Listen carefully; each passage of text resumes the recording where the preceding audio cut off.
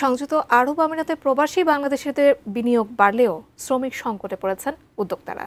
বাংলাদেশি শ্রমিকদের ভিসা বন্ধ ও দেশটিতে থাকা শ্রমিকদের ভিসা পরিবর্তনের সুযোগ না থাকায় ব্যবসায় সুফল মিলছে না। এই অবস্থায় ব্যবসায়ীরা বিনিয়োগ করলেও প্রতিষ্ঠান চালাতে হিমশিম খাচ্ছেন। বাংলাদেশি শ্রমিকদের জন্য ভিসা উন্মুক্ত করতে সরকারকে যথাযথ উদ্যোগ নেওয়ার অনুরোধ জানিয়েছেন প্রবাসীরা।